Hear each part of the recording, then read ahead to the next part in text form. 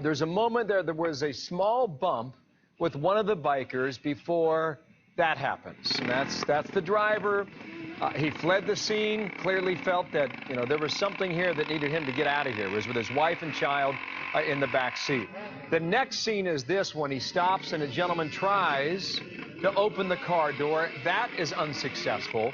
Then it was several streets later where this was the end result. One of the bikers smashing the window of the car. The man said to be dragged out. He was treated for minor injuries. His wife and child stayed inside the car, and all of that was captured on helmet cam.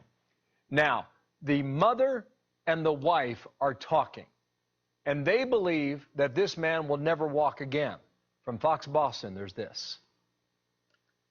My husband parked the bike away from, the scene because they stopped the highway, walked over to the front of the truck to try to help the guy that got hit. I don't know if that man was scared from whatever the other bikers were doing, but he ran him over. If you look at the video, you can tell that man ran over something. That something is my husband, who's paralyzed right now in a coma in the hospital room. The family clearly wants charges brought against the driver. So will the driver be charged?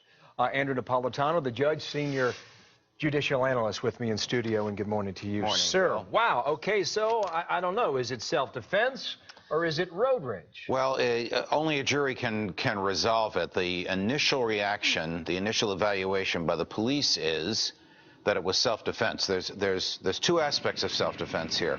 One is the right to flee, to use excessive speed to get away from your tormentors, thereby leaving the scene of an accident and endangering others as you go at a rapid speed, which is what happened here. The other is the right, believe it or not, to use your car offensively to charge back at your tormentors. As I understand it, and a jury may look at this and find it differently, the case won't be tried for a long time. There'll be a civil case, because this guy who lost his legs will certainly sue the driver, and lawyers will take discovery, look at the documents and interview witnesses, and then there'll be a trial.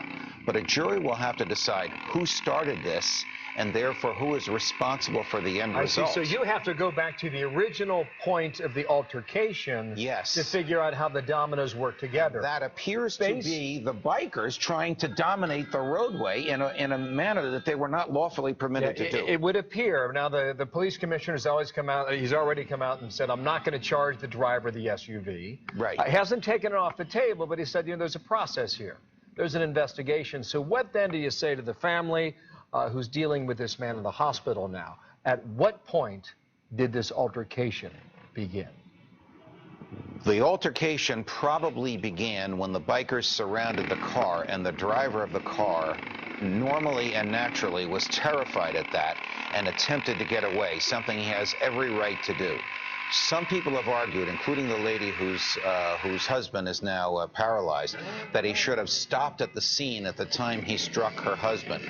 The police commissioner has argued, and I agree with Commissioner Kelly, that there was no obligation to stop at the scene of an accident when you are reasonably in fear of your own life and the life of your spouse and your child as well, and there's every right to flee that scene.